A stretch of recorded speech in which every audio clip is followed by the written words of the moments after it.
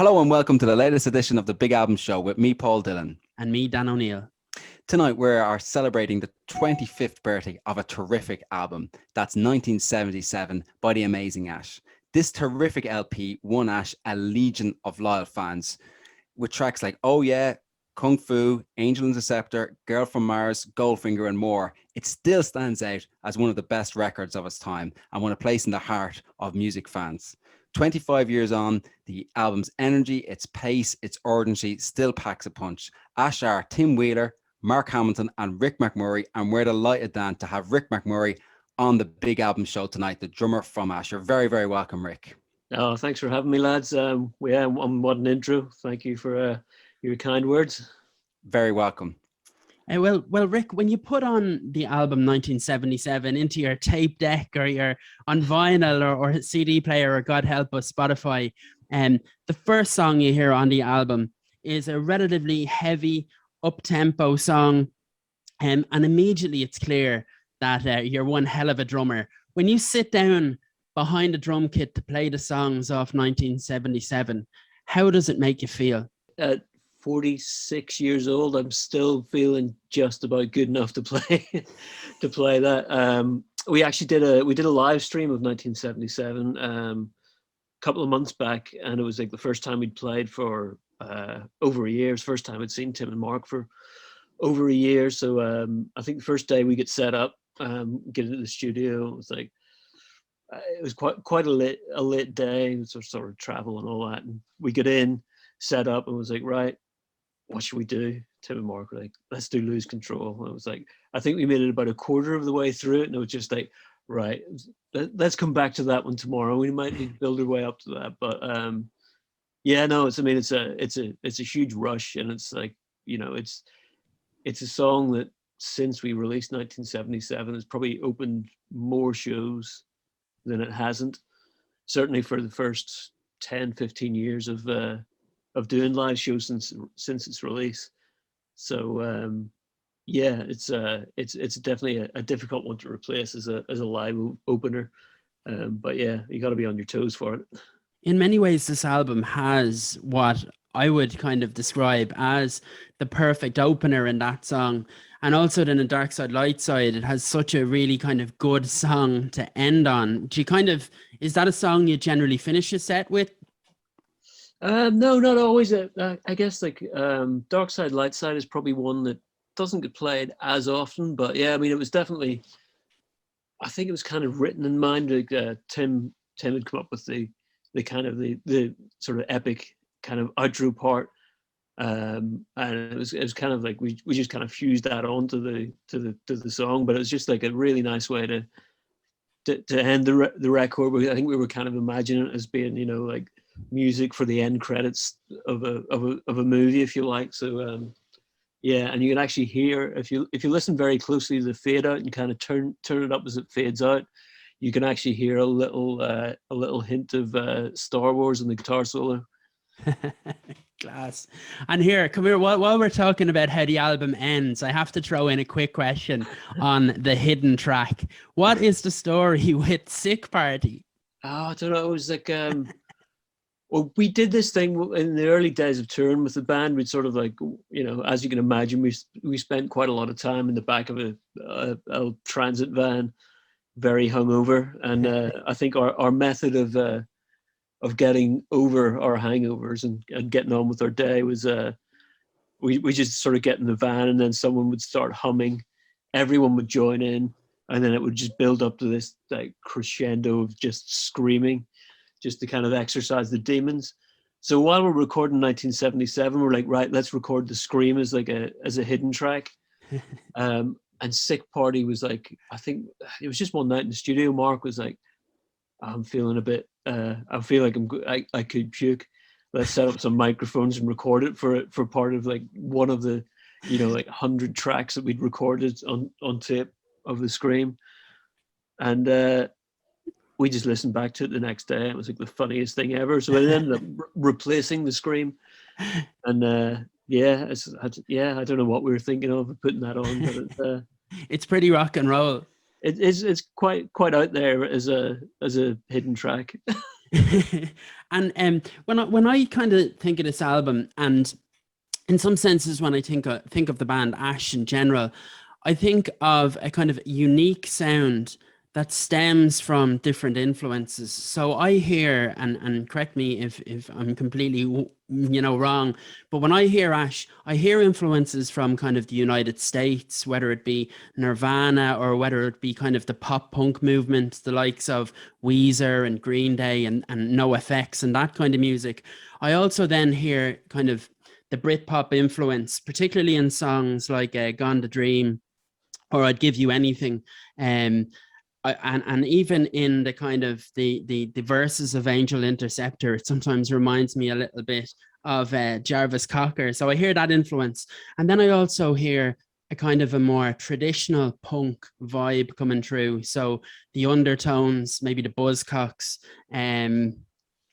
Stiff Little Fingers. And then even in other songs, I hear a bit of kind of shoegaze music coming through. When you think of 1977 and you compare it to your other albums, kind of where do you place it on the musical spectrum? Yeah, I definitely think there's a lot of our early influences showing in that record, especially, I guess, if you look at Lose Control, to me, that's like kind of, it's like a very sort of Sonic Youth kind of vibe to it. It's just like, it's so discordant. It's like Sonic Youth on speed or something. But yeah, I mean, there's, I guess, Gone the Dream maybe has a bit more of a Britpop influence to the sound. It's probably the closest we ever got, I guess, with the strings and that and stuff. But yeah, interesting few bands you mentioned there. But Weezer were a big influence. I guess we were getting a lot of sort of Buzzcocks and Undertones comparisons in the very early days. It was almost like it was reverse engineered. Like we probably hadn't even heard of those bands before we were sort of getting the comparisons, and then obviously hearing the comparisons, you just want to go and listen back to it. But yeah, I mean, it's like a great company to be in for sure. But yeah, I mean, it's like, I guess, the album came out, in the heady days of the whole Britpop movement, but we never really felt like we belonged so much in that. We were much more influenced, like, as you say, Nirvana was like a huge influence. I like kind of like got us turned on to like alternative music, when before that we were like total metal kids. Yeah.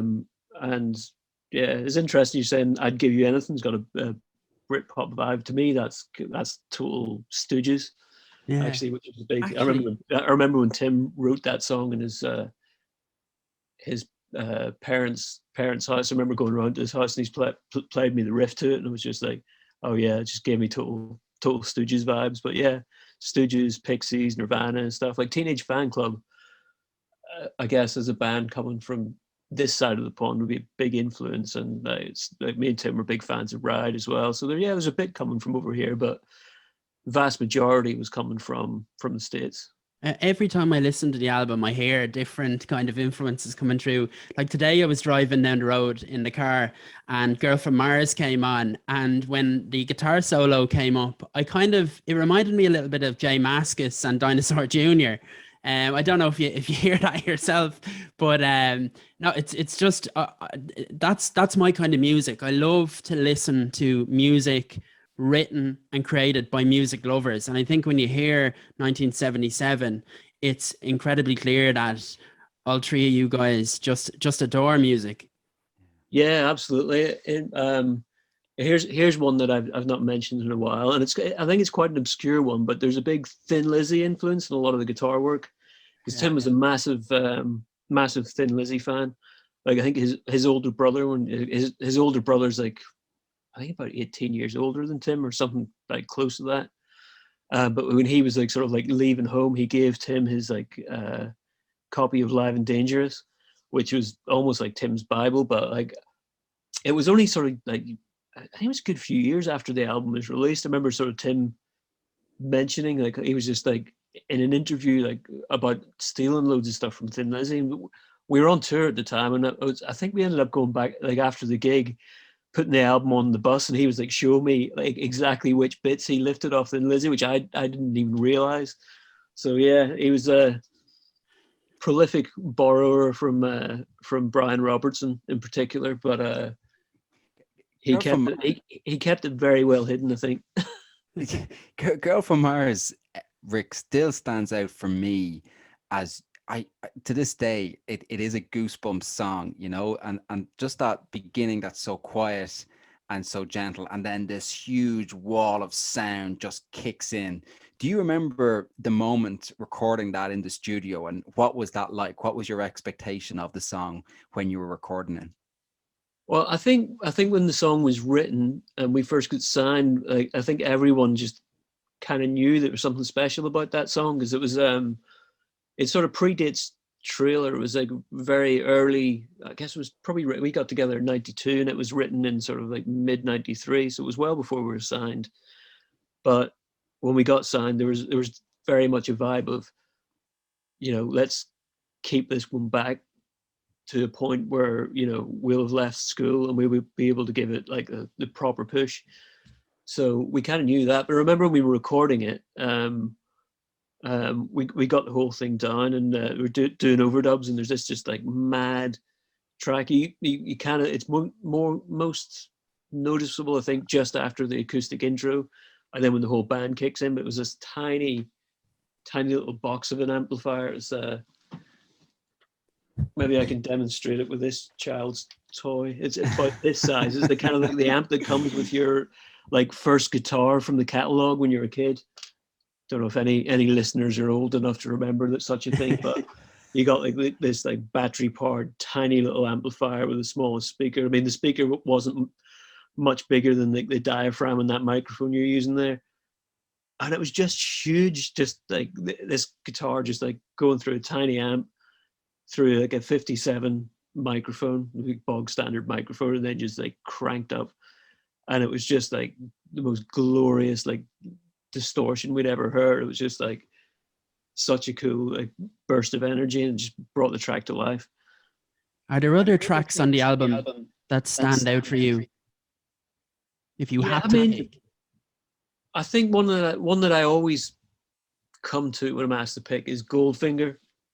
I think, you know, there's almost a kind of logical progression if you look at the stuff we were doing from like Trailer through to the early singles in 1977. You know, it was definitely mining that kind of punk pop vein. You know, it was like you can see like Girl from Mars is in that, Kung Fu's in it, Angel Interceptor in it. So Goldfinger to me was just this different beast. And I get, you know, at the time, you know, it was probably quite a gamble to do something as kind of radical as that, but I kind of like the idea of just like kind of shaking people's expectations, and it worked. It was like our biggest, you know, our highest charting single, I think, when it was released, and it just gave like the band another dimension. So that's, and it's one that I just love playing to this day. The dynamics in it are so cool.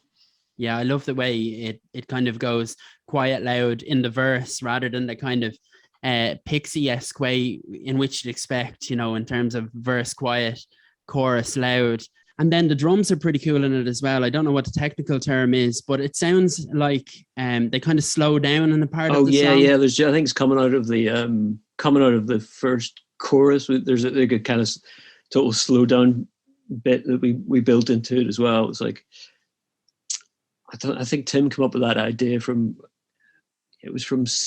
some movie or something like that. He just wanted to put in this like slow down bit, and it's just like, okay, well, we'll give it a go. You know, it's like, it's a pretty weird idea, but it's just like, it's kind of cool. It's like, you know, it's like, that's the kind of thing that people do at the end of a song, but we got it like right after the first chorus. So it's, yeah, there's a lot of like mad ideas, but yeah, I mean, it's got a lot of space in it for sure. You know, it's with those quiet parts of the verse and the drums dropping out, and then it's got like space after like vocal lines for me to kind of like do a call and response thing with it. So yeah, it's definitely it was like just coming from somewhere quite different. The interesting thing as well is just like a lot of like musicians pick up in that song as well. It's like I know when we toured with Weezer in the States, like Rivers would always talk to Tim about that song, going like, you know, I always want to write songs with these like kind of like off the wall chord progressions and stuff that, you know, technically shouldn't work, and it's just like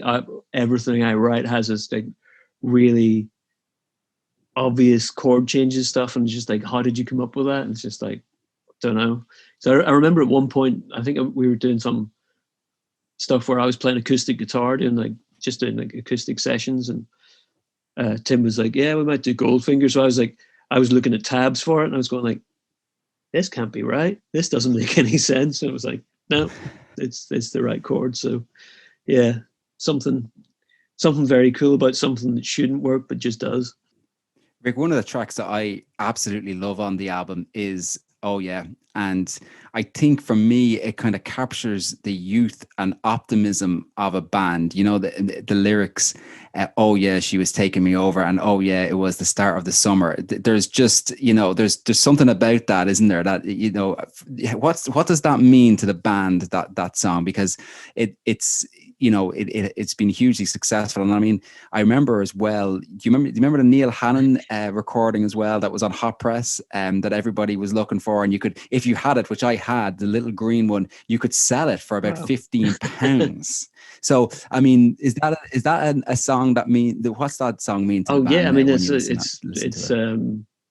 it's a great one. I think it kind of encapsulates that time really well, actually. Just that kind of energy that we had, and you know, it's like I think it's pretty audacious having a song just called Oh Yeah.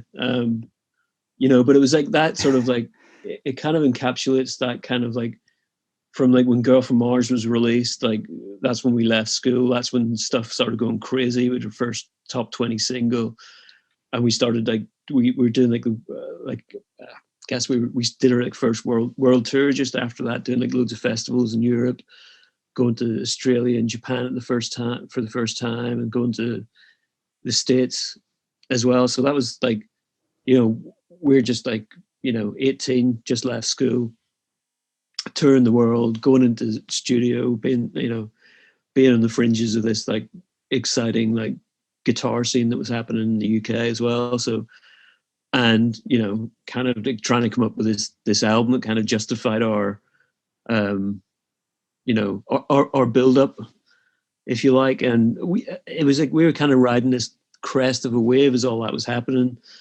And it was a pretty unique time, because I think the thing that people maybe forget a little bit is like, although it's our debut album, it's like very much not a traditional debut album, because we kind of used up most of our songs on the mini album trailer. So it was almost like going in sort of like half debut album, but half like difficult follow-up album. But I think because we kind of riding this wave of like, you know, Kung Fu, Girl from Mars, Angel Interceptor into the writing process, we were just like, it felt like we had this like confidence that everything we were doing was like just, you know, turn into gold. We just had this touch, and you know, that confidence definitely shines through in that song, I think, lyrically.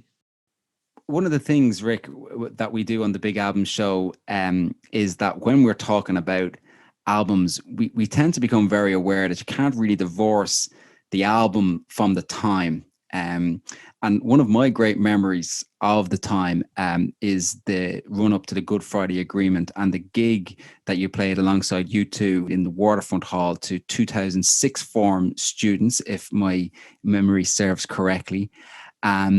It was a really, really big deal at the time, because John Hume, then the leader of the SCLP, had this, you know, this kind of handshake and awkward kind of hands in the air moment with Trimble, David Trimble, who was then the leader of the UUP. But you guys had, you know, played that gig with U2, and I think you know, the writer and broadcaster Stuart Bale said it accounted for 2% of the referendum result, of the yes result. But what are your memories of that? Because it felt like felt for me at the time to be pretty significant, and it was huge news. Yeah, absolutely, and that's kind of what it was designed to do. I think there was definitely a feeling with it was kind of the brainchild of John Hume and Bono, really, I think, and they felt that the entire media coverage was very geared towards the negative side, and they wanted like just some big kind of event that Yes side could kind of grab the headlines in that run up to the vote. And yeah, absolutely, there was absolutely a feeling like after we did that, like my abiding memory of it is just coming off stage, actually walking up the stairs to the dressing room, and I happened to be like just beside John Hume and just like saying to him, just like, it feels like it's going to happen. And he was just like, no shadow of a doubt, it is going to happen. And this is what's, this is the thing that will have made the difference. So, who knows? I mean, a vote only happens once, and it may have gone through anyway, but without that, you dread to think if it had gone the other way, what things would be like. It felt hugely optimistic and hopeful, Rick. I mean, that was my memory of it. I mean, I was quite young at the time. I was a teenager, but there was a real sense of this. It captured this moment of optimism and hope. Yeah, That's what it absolutely. Felt for me, we were actually, to a certain extent, not massively aware, because we were actually in the studio recording the follow-up, and we'd not been in Northern Ireland. We were like, living this nocturnal existence in the studio as we did back in those days, just in our own bubble, like working away in the songs. But it was when management got the call saying, we need the band for this. Are they up for it? And it was just, there was no question. It was like, absolutely yes, we're doing this. It's like it's one chance to make a bit of a difference. And it's just an incredibly proud moment. And it became, after, I remember the Sunday Independent, and I don't often quote the front page, but they had a terrific headline that said, yes, and yes, it's the people's agreement. So it's a great moment to remember. So, well, it stands out as a really special time. And well, that's how you do referendums. I think some things may have been forgotten over the last 20 odd years since then. Could you imagine that kind of moment of optimism and hope today, Rick? We could do with it, that's for sure. But I don't know. I mean, it's like I think we are living in a different world now. I don't know whether that sort of thing would happen. It's like the media's changed massively. People's listening habits have changed massively. Whether that sort of thing is a thing of the past, I don't know. Hopefully, hope isn't a thing of the past anyway. Yeah. One of the things we like to do on the show is throw a quick fire round at our guests. So we're going to put you under a bit of pressure. We're going to throw out a few questions at you, and we want you to answer off the top of your head. And we'll see how we get on. So first of all, Rick, favorite album ever? We'll go with Surfer Rosa by the Pixies.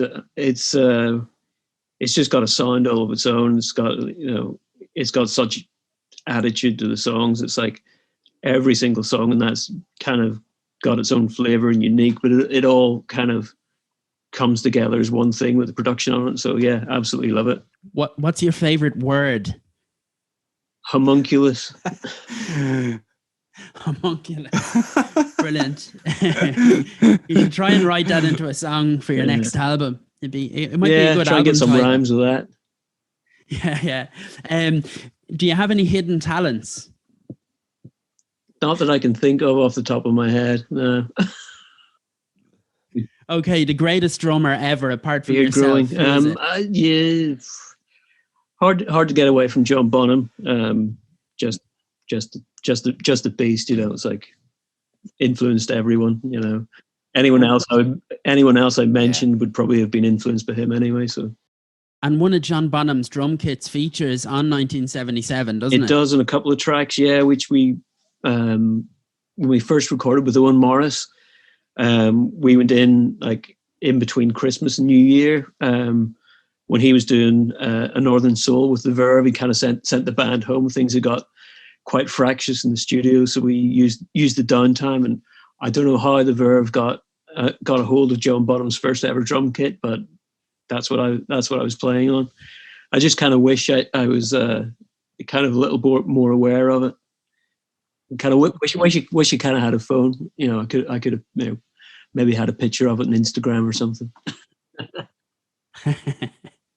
As Rod Stewart said, I wish I knew what I did now when I was like that, younger. yeah. Isn't that the way it goes sometimes? What's your favorite jacket potato filling?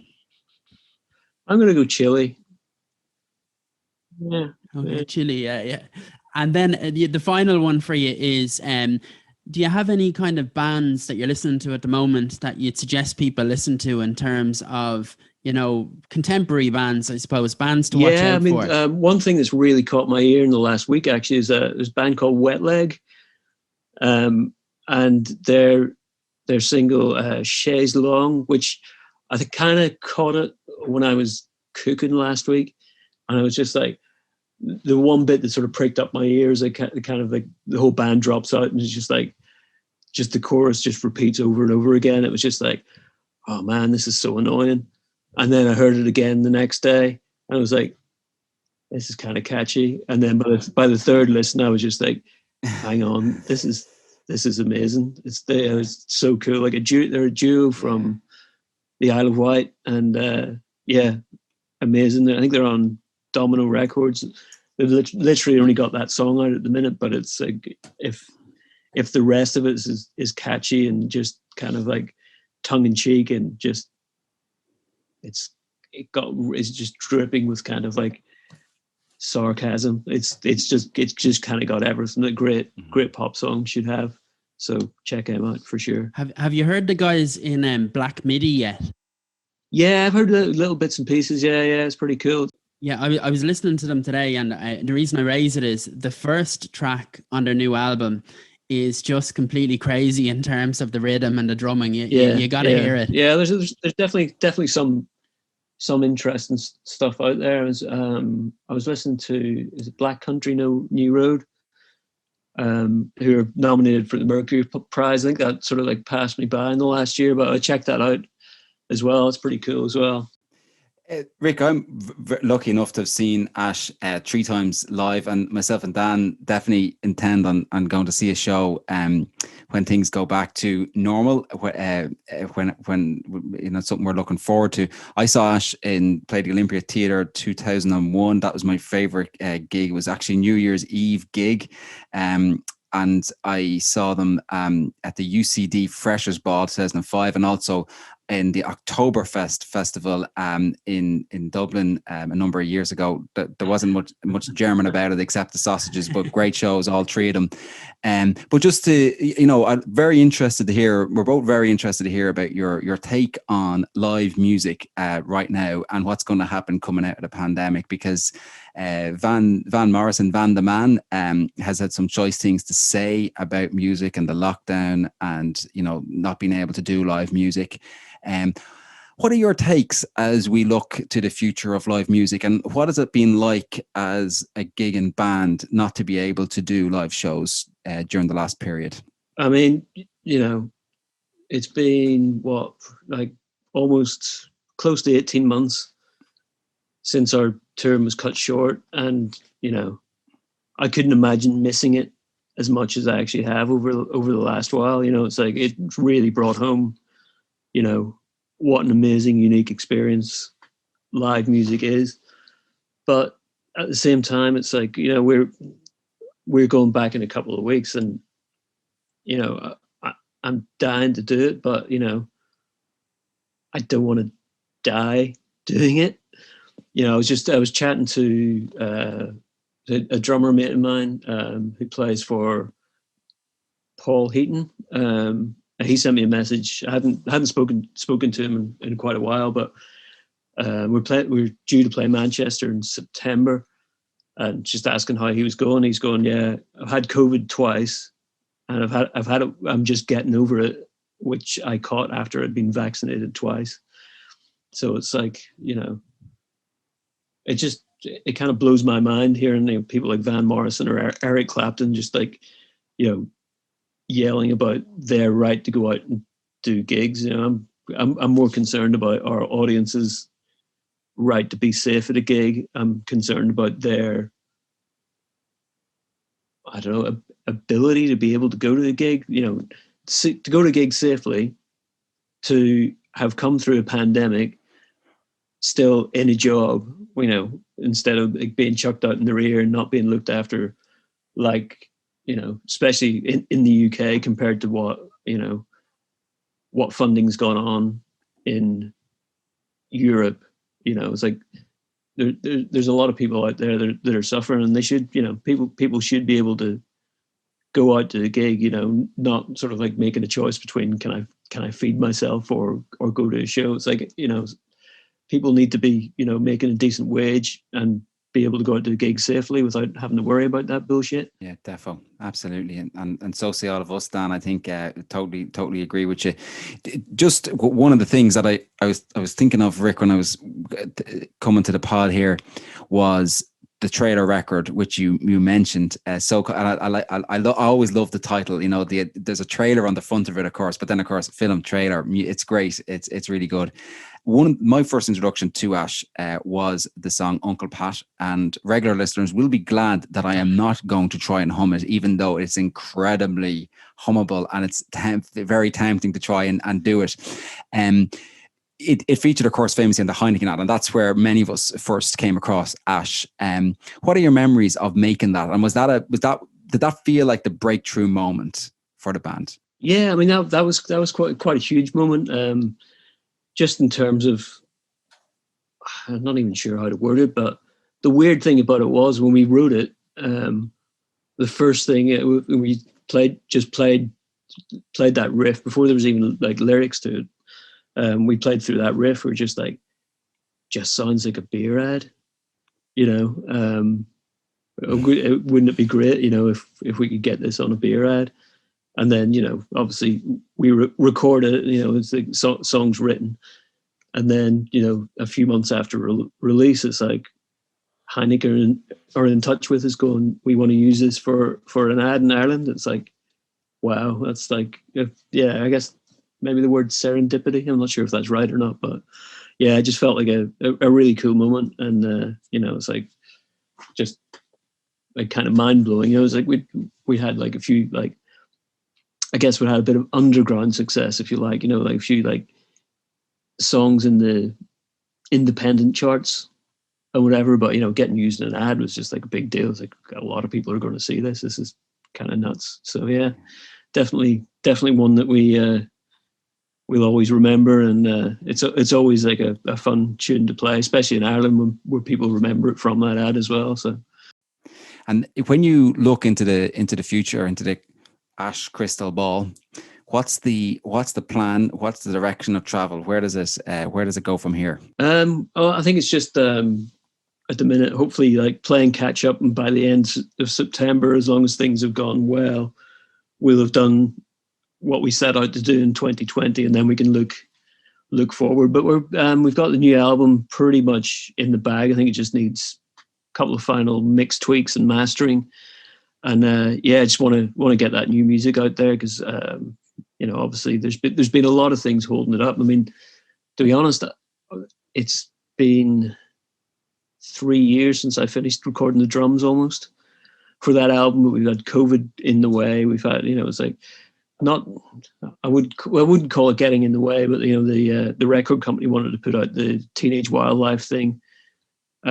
Which is, that's great getting that out there, but it's like we were like kind of wanting to get on with doing a new album. So there's been a lot of things that have held it up, but it's and the pictures were great, and you guys look very well. You would barely know that it's been the amount of time since the original pictures. So thank you very much. Yeah.